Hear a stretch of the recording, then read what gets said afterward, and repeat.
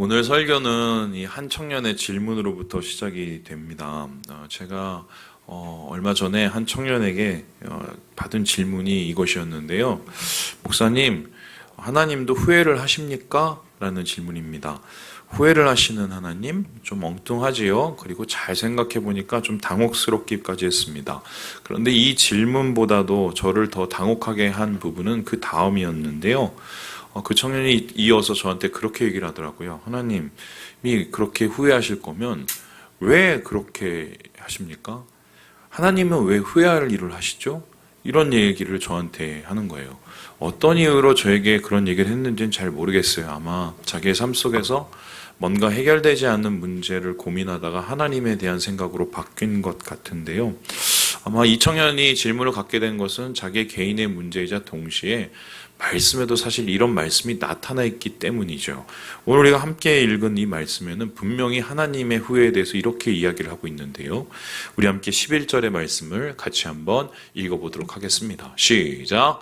내가 사울을 왕으로 세운 것을 후회하노니 그가 돌이켜서 나를 따르지 아니하며 내 명령을 행하지 아니하였음이니라 하신지라. 분명히 하나님이 후회하고 계십니다. 후회하고 계세요. 하나님께서 사무엘에게 말씀하셨는데 나 후회하고 있어. 하나님도 분명히 후회를 하십니다. 여기서 하나님이 후회한다 했을 때 이 후한다는 이 히브리어는요 다음과 같은데요. 나함이라는 단어입니다. 이 단어는 후회하다, 한탄하다라는 뜻도 되고 이것이 조금 더 다른 의미로 나면 위로하다는 뜻, 그리고 조금 더 발전이 되면 돌이키다라는 뜻이 있습니다. 그래서 후회라는 이 단어의 사전적 의미를 한번 생각을 해봅시다. 이것은 이제 과거에 대한 감정을 뜻하지요. 이전의 잘못을 깨닫고 뉘우치는 것, 쉽게 표현하자면 엎질러진 물에 대한 우리의 감상입니다. 자신이 한 행동, 돌이킬 수 없는 실수를 되짚어 볼 때 사용되는 그런 표현인데요. 하나님께서 오늘 분명히 사무엘에게 얘기하겠어요. 나는 나함한다. 나는 후회한다. 이렇게 하나님께서 후회하고 계시는 이유는 다름 아니라 사울 때문이었습니다. 사울은 이스라엘의 첫 번째 왕이었습니다. 하나님께서 직접 세우셨고요. 하나님께서 그를 세우셨을 때에 그는 아무것도 아닌 사람이었습니다. 특별히 그의 가문이 문제였는데 그 가문은 베냐민 지파였어요. 이 당시에 이 베냐민 지파는 한마디로 엉망진창의 민족들이었는데요. 레위인 첩살해 사건으로 인해서 11지파와 전쟁을 치렀고요. 그 가운데 거의 멸절하다시피 한 가문이 베냐민 지파였습니다.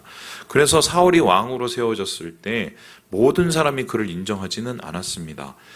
꽤 많은 사람들은 그 자리를 떠나면서 이렇게 얘기를 했어요. 어떻게 베냐민 지파에서 왕이 나와? 차라리 에브라임이나 이런 데서 나와야 되는 것 아닌가? 이렇게 질문할 정도였는데요. 그런데 하나님께서는 사울을 왕으로 세우셨습니다. 작은 자 사울을 통해서 하시고 싶었던 것이 있었는데요. 작은 자를 통해 큰 일을 이루시기 원하셨고요. 약한 자를 통해서 강한 자를 겸손케 하시기 원하셨기 때문에 사울을 세우신 것입니다. 이렇게 하나님의 전폭적인 지원을 받고 사울이 왕이 되었는데 이러한 지원과 기대와 다르게 사울은 하나님께 이 지지와 신뢰의 배신으로 응답하게 됩니다. 그 배신은 다음과 같았는데요. 우리 함께 12절의 말씀을 같이 한번 읽어보겠습니다. 시작! 사무엘이 사울을 만나려고 아침에 일찍이 일어났더니 어떤 사람이 사무엘에게 말하여 이르되 사울이 갈멜에 이르러 자기를 위하여 기념비를 세우고 발길을 돌려 길갈로 내려갔다 하는지라. 어느 날 하나님께서 사울을 부르셨습니다. 사울아, 나를 위해서 할 일이 있다. 뭡니까? 아말렉과 전쟁을 해라. 왜냐하면 아말렉은 출애굽 때 이스라엘의 길을 막은 하나님의 대적자들이었어요. 그래서 하나님께서는 왕을 세우고 나라를 만든 다음에 제일 먼저 그 민족에 대한 심판을 하시기 원하셨고요. 그래서 이 사울을 앞세워서 하나님의 거룩한 전투를 치르기 원하셨습니다. 하나님의 거룩한 전투는 분명한 방식이 있었는데 헤렘이라고 그래요. 이거는 전멸을 뜻하고요. 하나님의 분노와 심판이 얼마나 대단한지 죄의 뿌리까지 다 거두기 위한 방법이 바로 헤렘입니다. 그런데 사울은 이 전쟁을 하나님의 지원을 받아 갑니다. 승리를 했습니다. 그런데 그 승리 끝에 하나님의 방식과 하나님의 계획을 다 이루지 않고요. 전멸을 시키지 않아요. 자기가 하고 싶은 것, 자기가 갖고 싶은 것 다 가지고 옵니다. 이렇게 하나님의 뜻을 거부하고 하나님의 방식을 택하지 않았던 이유는 이 12절에 분명히 나타나 있는데요. 자기를 위해서 기념비를 세우기 위해서였다라고 이야기합니다. 쉽게 설명하면 이런 겁니다. 모세도 예전에 아말렉 전투에서 이기고 난 다음에 기념비를 쫙 세웠어요. 그러니까 사울도 모세처럼 이렇게 딱 세워서 자기가 모세의 버금가는 그런 대단한 사람이라는 걸 알리고 싶었던 것 같아요. 뿐만 아니라 꽁도 먹고 알도 먹고 승리도 기념하고 자신의 명성도 알리고 거기로부터 이익을 얻기 위해서 하나님의 명령을 어기게 된 것입니다. 다시 말해서 하나님의 전쟁을 자신을 위한 전쟁으로 변질시켰는데요. 그래서 하나님은 이러한 사울의 변질된 모습을 보고 분명 후회를 하셨습니다. 당연히 후회할 만한 일이었기 때문입니다. 그런데 문제는 하나님의 후회가 하나님답지 않다는 것입니다. 우리가 하나님을 얘기할 때 어떻게 얘기합니까? 전지전능하신 하나님. 모든 것을 아시고 모든 것을 하실 수 있는 분이라고 얘기합니다. 우리가 하나님을 얘기할 때 또 뭐라고 합니까? 완전하신, 퍼펙트예요. 완전하신 하나님이라고 합니다. 그러니까 하나님에게서는 애초에 모든 것을 아시고 모든 것을 할 수 있고 흠이 없기 때문에 실수가 있으면 됩니까? 안 됩니까? 안 돼요. 그러면 실수가 없으면 당연히 후회할 것도 없습니다. 그래서 오죽했으면 모세는 하나님에 대해서 다음과 같이 고백을 하는데요. 우리 함께 민수기 23장 말씀을 같이 한번 읽어보도록 하지요. 시작. 하나님은 사람이 아니시니 거짓말을 하지 않으시고 인생이 아니시니 후회가 없으시도다. 어찌 그 말씀하신 말을 행하지 아니하시며 하신 말씀을 실행하지 않으시랴. 하나님 사람이 아니라서 후회를 안 한대요. 그리고 자기가 하시기로 작정한 거는 무조건 하는, 성공을 하신다는 말씀입니다. 이런 하나님 후회가 있을 수가 없습니다. 그런데 오늘 본문에는 사울 때문에 후회를 하십니다. 이게 도대체 뭐가 맞는 거죠? 모세의 고백이 맞습니까? 아니면 사무엘에게 하신 하나님의 이야기가 맞습니까? 앞뒤가 맞지 않는 상황. 이거 도대체 우리가 어떻게 이해할 것인가? 이런 상황을 가리켜서 모순이라고 하는데요. 이 후회에 대한 하나님의 모순, 오늘 이것을 여러분과 함께 해결을 하려고 합니다. 그래서요, 여기에 대해서 많은 학자들이 하나님이 후회하신다는 이 표현을 여러 가지 방법으로 해결을 하려고 합니다. 그 첫 번째 방법이 뭐냐면 바로 이건데요. 우리 같이 한번 읽어보도록 하겠습니다. 시작. 하나님의 눈높이 표현이다. 하나님이 사실은 후회하신 게 아니라 사람에게 잘 듣게 하려고 사람이 들을 수 있는 표현을 쓰셨다는 건데요. 이건 이제 조직신학적 접근입니다. 이 조직신학적이라는 말은 한마디로 일종의 성경을 주제로 나눠서 공부하는 것인데요. 이 논리적이고 체계적인 방법론을 통해서 한 주제에 대해서 쭉 설명을 찾고 해법을 찾는 게 이게 조직신학입니다. 그래서 이 조직신학에는 분명히 하나님은 완전하시고 후회가 없으신 분인데 그것을 굳이 후회라고 얘기를 한다면 아마 이것은 이렇게 이야기를 해야 될 것이다 라고 얘기를 합니다. 이걸 가지고 뭐라고 했냐면요. 좀 어려운데요. 잘 들으세요. 신인동형론이라고 해요. 그러니까 하나님과 인간이 같은 모습으로 이제 보인다. 뭐 이런 뜻인데요. 이 IBP 새 신학사전에서는 이 신인동형론을 이렇게 해석을 하고 있습니다. 제가 읽으면서 좀 해석을 해드릴게요. 하나님의 존재와 행위와 정서를 인간의 기준으로 묘사하는 것을 가리킨다. 그러니까 눈높이를 맞춰서 인간이 들을 수 있을 방법의 표현을 한다는 거죠. 왜냐하면 아무리 어려운 얘기 아이들이 못 알아듣으니까 아이들의 방식으로 얘기하는 것처럼 똑같이 그렇게 한다는 건데요. 하나님은 보이지 않으시고 무한하시고 육체가 없으시지만 그분의 본성이나 행위에 대한 정보를 전달하기 위해서는 인간의 특성들을 그분께 적용하는 경우가 자주 나타난다. 뭐 이런 겁니다. 하나님의 오른팔로 드시고 하나님이 오른팔이 있습니까? 네? 하나님이 입으로 불어넣으시고 하나님은 그럼 입이 하나입니까? 두 개입니까? 정확하게 말하면 하나님은 영이시기 때문에 형체가 없으신 분이거든요. 근데 그걸 굳이 입으로 불어넣으시고 오른손을 드시고 사람이 듣기 편하게 하나님께서 사용하셨다는 거고요. 그래서 더불어서 계속 이 설명되기는 성경은 신인동역적 언어를 사용하여 사람들이 하나님의 본성과 길을 깊이 이해하지 못하는 제한된 능력에 무엇을 한다고요? 눈높이를 맞추기 위해서. 그러니까 하나님이 후회를 왜 하시겠냐는 거예요. 그냥 후회를 하신 것처럼 보이게 하셨다는 건데 그렇게 그 모습을 보고 들을 만한 그 사람이 있기 때문입니다. 실제로 이 후회하신다는 이 표현을 듣는 사람은 사무엘이었습니다. 사무엘과 은밀한 대화 가운데 하나님이 내가 후회한다라고 얘기를 하셨고요. 이 표현은 전적으로 그렇다면 사무엘을 위한 것이었는데 왜 하나님께서는 후회하신다고 사무엘을 위해서 얘기했을까? 이 11절 후반에 보면 사무엘의 모습을 보면 그 이유를 찾게 됩니다. 우리 같이 한번 읽어볼까요? 시작. 사무엘이 근심하여 온 밤을 여호와께 부르짖으니라.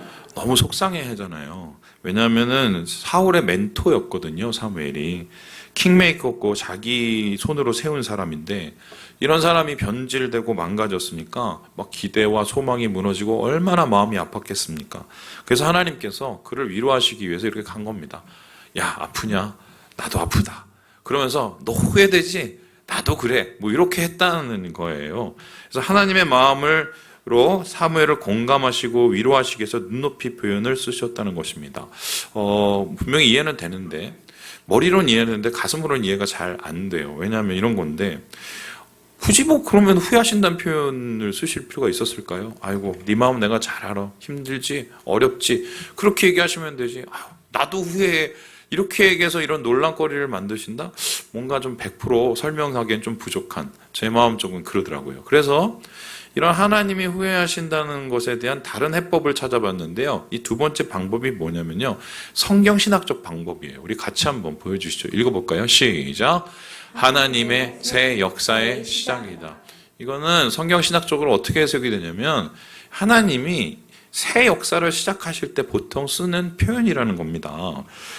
성경신학은 뭐냐면요. 성경을 이렇게 분석을 해보는 거예요. 그래서 앞뒤 전후 문맥을 보면서 어떤 단어, 상황을 이렇게 정리하고 해석을 하는 건데 이 후회하다라는 말이 나오면은요. 이 말과 이제 더불어서 나타나는 현상들이 있는데 뭔가 새 역사가 이루어질 때 후회하다는 말이 쓰인다는 거예요. 그래서 실제적으로 김구원 교수는 여기에 대해서 이렇게 설명을 하고 있는데요. 우리 같이 한번 읽어보도록 하지요. 시작. 후회다라는 단어가 하나님에 대해 쓰일 때는 잘못된 과거가 아니라 새로운 미래에 초점이 있다. 성경에서 하나님의 후회가 언급될 때마다 하나님의 새로운 역사가 시작된다. 그러므로 사울에 대한 하나님의 후회는 사울이 아니라 사울 이후에 초점이 있다. 이는 사울에 대한 심판임과 동시에 새로운 왕조에 대한 복선이다. 뭐 이런 겁니다. 하나님께서 후회한다라 했을 때는 과거의 일을 후회하는 게 아니라 앞으로 내가 작전 바꿀 거야. 작전을 변경할 거야. 새로운 일을 할 거야. 하나님께서 돌이키신다는 표현을 그렇게 하셨다는 것입니다. 실제적으로 성경에는 이런 예가 있는데요. 뭐 적극적으로 표현된 게 바로 노아의 홍수에 대한 거죠. 노아의 홍수 여러분 아시죠? 왜 그런 일이 일어났습니까? 사람들이 워낙 악해서 하나님의 마음을 아프게 했기 때문인데 이때 하나님은 이 노아를 통해서 홍수를 내리시고 그리고 노아를 살리셔서 새로운 역사를 만드시는 그 사건을 이렇게 기록을 하고 계세요. 우리 같이 한번 6장 말씀 읽어볼까요? 시작. 이르시되 내가 창조한 사람을 내가 지면에서 쓸어버리되 사람으로부터 가축과 기는 것과 공중의 새까지 그리하리니 이는 내가 그것들을 지었음을 한탄함이니라 하시니라. 그러나 노아는 여호와께 은혜를 입었더라. 여기서 한탄하다 했었을 때 저게 나함이고요. 후회한다는 말입니다. 그러니까 하나님께서 후회를 하셨어요. 근데 그건 과거의 일이 아니라 후회함과 통해서 어떻게 합니까?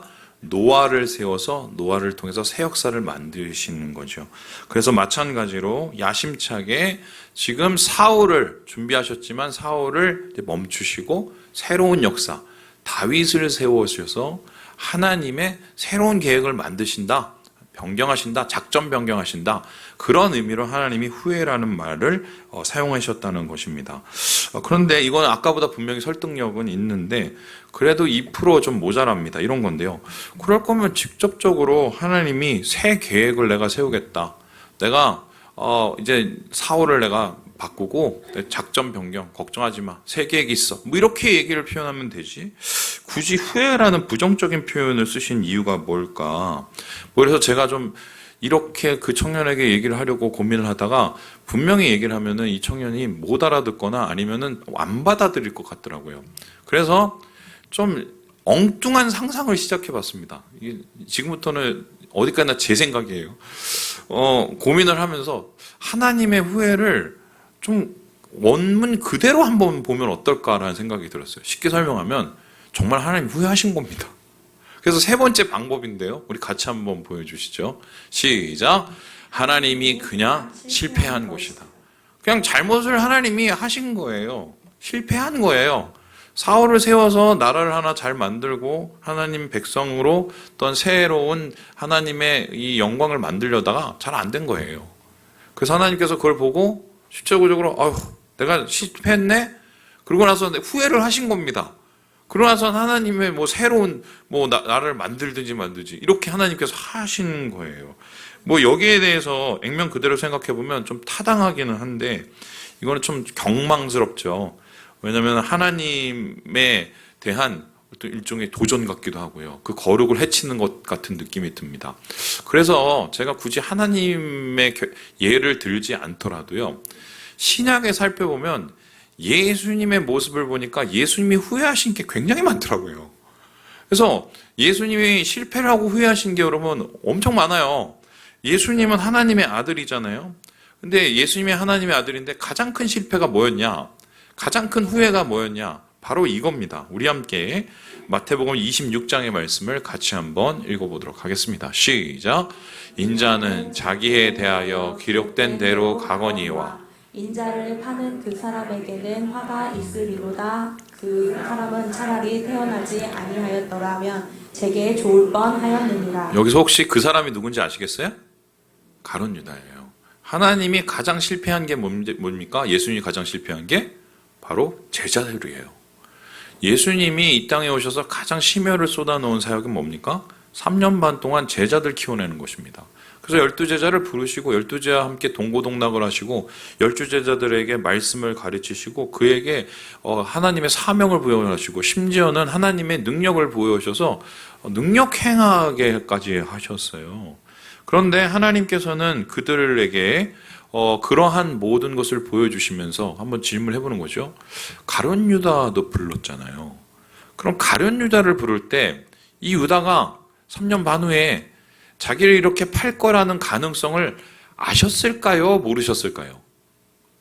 하나님의 아들이시라면 분명히 그 가능성을 아셨을 것이 분명합니다. 그러면 이런 얘기가 되는 건데 하나님의 아들이신 예수님이 가룟 유다가 그렇게 자기를 팔 거를 알면서도 같이 3년 반 동안 데리고 있었고요. 그리고 마지막 날밤까지 계속해서 가룟 유다를 설득을 한 거예요. 어떻게 설득을 합니까? 야, 여기서 분명히 나 팔 놈이 있어 하면서 막 경고를 하고요. 그리고 야, 지금 나하고 같이 빵 그릇에 손 넣는 사람이 그 사람이야. 움찔하게 만들고요. 심지어는 사인을 여러 번 주면서 그래도 끝까지 가룟 유다의 마음을 돌이키려고 예수님께서 열심을 다하신 거죠. 그렇다면 예수님의 실패는 이렇게 정리를 할 수가 있는 건데요. 실패할 줄 알고 실패하신 거예요. 가룟 유다가 자기를 팔 줄을 알면서도 끝까지 가룟 유다를 제자로 삼으려고 하신 것입니다. 다시 말해서 실패하기 위해서 실패한 것인데요. 그러면 제가 여러분에게 질문해 봅니다. 애초에 실패할 것을 알고 실패를 했으면 이건 성공입니까? 실패입니까? 성공이죠. 왜입니까? 난 실패할 거야. 일부러라도 실패할 거야. 그렇게 생각을 하고 실패를 했으니까 이거는 예수님의 뜻대로, 주님의 뜻대로 된 것이지요. 그런데 이렇게 일부러 실패하신 이유, 실패라는 이런 낭비를 통해서 왜 이렇게까지 일부러 실패를 하신 이유가 도대체 무엇일까? 이것은 실패를 통해서 분명히 주님이 나타내시고자 하는 것이 있기 때문이죠. 그 나타내시고자 하는 것은 성공보다 훨씬 더 중요한 것이 아니었겠습니까? 그런데 이 성공보다 더 중요한 것, 실패하기 위해서 실패한 예수님의 목적을 같은 날, 같은 시간, 같은 사건에 대해서 요한은 이렇게 기록을 하고 있어요. 우리 같이 한번 요한복음 13장 말씀을 읽어보겠습니다. 시작! 유월절 전에 예수께서 자기가 세상을 떠나 돌아가실 때가 이른 줄 아시고 세상에 있는 자기 사람들을 사랑하시되 끝까지 사랑하시니라. 유월절 마지막 밤이었어요. 제자들과 함께 같이 식사를 하고 또 막 발을 씻기고 제자들을 또 사랑해 주시고, 왜 예수님께서 끝까지 가룟 자를 설득하시고 그의 마음을 돌이키려고 했다고 나옵니까? 여기서 분명히 얘기하죠. 그 목적을 뭐래요? 끝까지 사랑하시기 위해서요. 그럼 우리는 정리가 되는 건데요. 실패하기 위해서 실패하시는 이유는 무엇 때문입니까? 사랑 때문이에요. 그럼 사랑이 뭐죠? 여러분, 사랑을 뭐라고 얘기할 수 있습니까? 어떤 분은 사랑은 감정이다. 그런데 감정이 여러분 결혼해 보시면 알지만 1년도 못 가요. 어떤 분은 사랑은 행동이다. 여러분, 행동이 나중에 의무가 됩니다. 어떤 분은 사랑은 한마디로 이해할 수 없는 거다. 맞죠? 사랑을 이 세상에서 이해할 수 있는 사람이 어디 있겠어요? 이유가 무엇입니까? 사랑은 매우 비논리적이에요. 사랑은 매우 비이성적이에요. 사랑은 때로는 매우 비상식적입니다. 그런데 중요한 건 그거를 하나님이 하십니다. 이 세상에 많은 사람이 그 비상식적인 이상한 걸 합니다. 요한은 이러한 하나님의 모습을 뭐라고 얘기하냐면, 하나님이 왜 실패를 하시기 위해서 실패를 하시냐? 하나님이 사랑이시라서 그런데요. 그래서요, 저는요, 오늘 말씀, 하나님은 왜 후회를 하실까? 왜 후회하실 일을 하실까? 여기에 대해서 이렇게 결론을 내리고 싶은데요. 한번 보여주시죠. 우리 같이 한번 읽어볼까요? 실패하기 위해서 실패하는 것은 실패가 아니다.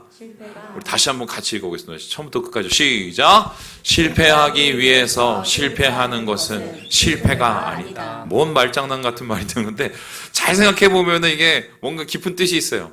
애초에 일부러 실패하기 위해서 실패하는 것은 실패가 아니에요. 그건 뭡니까? 성경은 분명히 주님의 모습을 통해서 말씀하고 있는데 사랑이래요.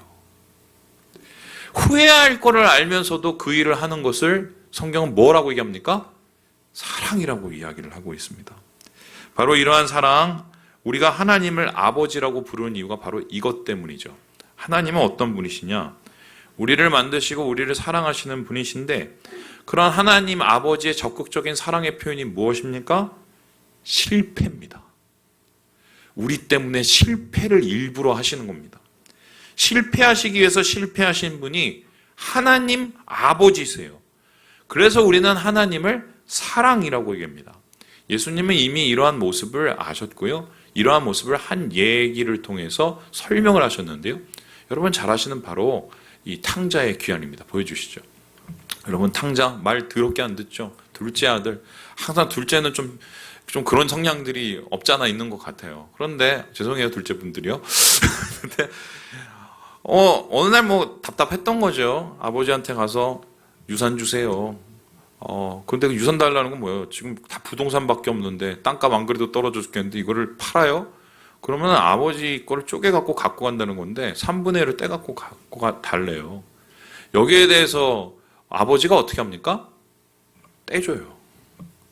이렇게 떼주면은 자식이 실패할 걸 뻔히 알고, 그리고 이것 때문에 자식이 나빠질 걸 뻔히 아는데 아버지가 어떻게 합니까? 그냥 실패해요. 왜 아버지는 이런 실패를 일부러 했을까? 여기에 대해서 예수님은 한 장면을 그 이유로 설명을 하고 있는데요. 우리 함께 누가복음 15장 20절 말씀을 같이 한번 읽어보도록 하겠습니다. 시작. 이에 일어나서 아버지께로 돌아가느라. 아직도 거리가 먼데 아버지가 그를 보고 측은히 여겨 달려가 목을 안고 입을 맞추니. 이거 하려고 그런 거예요. 야, 내가 너 이럴 줄 알았는데 그럼에도 불구하고 내가 너를 기다렸어. 난 너를 위해서 얼마든지 실패할 준비가 되어 있는 사람이야. 이거를 보여주시기 위해서 아버지가 그 둘째 아들을 위해서 그 땅을 떼준 거예요. 거리가 먼데 막 떼꾸정물 흐르고 돼지 냄새 나고 달려갑니다. 안습니다. 뽀뽀를 하죠. 그 아들의 마음 어떻겠어요? 우리 아버지, 나를 위해서 실패하는 사람. 저는 오늘 이 말씀을 굳이 여러분과 함께 나누는 이유가 뭔지 아세요? 오늘이 어버이 주일이라서 그래요. 여러분, 어버이, 어머니시고 아버지시잖아요. 여러분, 자녀를 키우시는 분들이잖아요. 자녀를 사랑하시죠. 그럼 그 자녀에 대한 가장 적극적인 표현이 뭐라고 저는 여러분 생각을 하세요? 일부러 실패해 주는 거예요. 실패해 주는 것은 포기하지 않는다는 거거든요. 제가 예전에 중국에 가서 그 사역을 하고 있어서 1년 동안 그 전도인들 키워내고 찬양사역자들 막 키워내는데 제가 정말 뭐 온 힘을 다 쏟았습니다. 근데 이놈들이 그 휴가를 한 2주를 떠났어요. 그때가 이제 춘절이라고 해서 이 중국에서는 굉장히 큰, 그리고 그때 엄청 놀거든요. 가기 전에 막 기도회 하고, 얘들아 가서 망가지면 안 돼. 지금부터는 뭐 큐티 같은 거 다 열심히 하고 다 해야지. 이런 거 다 이렇게 기도하고 눈물 흘리면서 서로 축복해주고 축복성 부리고 다 보냈습니다. 2주에 돌아왔는데 웬걸요? 엉망진창이 돼갖고, 예, 얘네들이 걔네들인가 싶게 정말 완전히 변한 상태로 엉망진창이 돼서 온 거예요. 그래서 제가 이 친구들에 대한 기대를 가지고 갔다가 얼굴을 보고 수업 태도를 보고 완전히 실망을 했어요. 완전히. 막 이루 말할 수 없는 패배감? 그리고 막 이 마음이 온통 후회로 차는 거예요. 이러면 내가 1년 동안 도대체 뭘 한 거야? 이 중국까지 와갖고 돈 들여서. 막 이런 생각이 막 오는데, 하필이면 막 해도 지고, 거기가 한참 저기 뭐 논두렁 들어가야 되는 그런 장소인데, 한쪽에는 기타 지고 막 철벅철벅, 막 눈물이 나더라고요, 나중에. 하나님 앞에 그랬어요. 하나님, 제가 도대체 1년 동안 뭘 한 겁니까? 뭘 한 겁니까? 그렇게 막 걸어 나오는데, 한참 걸어 나오는데 하나님이 저한테 그 말씀을 하시더라고요. 너는 1년이지, 난 너 위해서 30년을 이렇게 했어. 하나님이 나를 위해서 30년 동안 실패를 해주신 거예요. 여러분, 자녀들 사랑하시죠? 자녀들 때문에 굉장히 속상하시는 일들 많을 거예요. 저놈의 자식 그냥 할 수만 있으면 내 배에 다시 집어넣고 싶다. 이런 분들 많을 거예요. 키워놨으면 이제는 좀 보답을 해야지. 맨날 뺏어가고, 그리고는 감사하는지도 모르겠고, 말 한마디도 제대로 못하고. 그런데 잘 생각해보면 제가 말이죠, 오늘 여기 나와서 여러분 앞에서 말씀을 전하고, 목사로서 또 여러분 앞에서 또 주의 은혜들을 나눌 수 있는 이유 중에 하나, 뭐라고 생각하세요? 저를 위해서 실패해 주신 분이 있기 때문이에요. 우리 아버지 하나님께서 실패해 주셨고, 우리 부모님들이, 특별히 우리 어머니가 정말 저 속상하게 많이 했거든요. 아버지도 안 계시는데 반에서 63명 중에 58등하고, 그것도 성적표 속여서 갖다 주다가 걸려갖고 또 혼나고. 저 같았으면 막, 실패를 위해서 실패해 주셨어요. 말씀 마칩니다. 일부러 실패하는 것은 실패하는 게 아니에요. 그건 포기하지 않는 거예요. 하나님이 그렇게 우리를 포기하지 않는 사랑으로 사랑하세요. 그리고 오늘 이 세상의 아버지들, 이 세상의 어머니들을 위해서 주님이 말씀하세요. 포기하지 말고 실패를 위해서 실패라는 그 사랑을 하라고. 우리 사랑하는 형제 자매 여러분, 이런 아버지의 사랑을 깊이 묵상하시고 우리 자녀들을 위한 하나님의 사랑을 깊이 전하시는 우리 모든 형제 자매들 되시길 주님의 이름으로 축원합니다. 기도하겠습니다.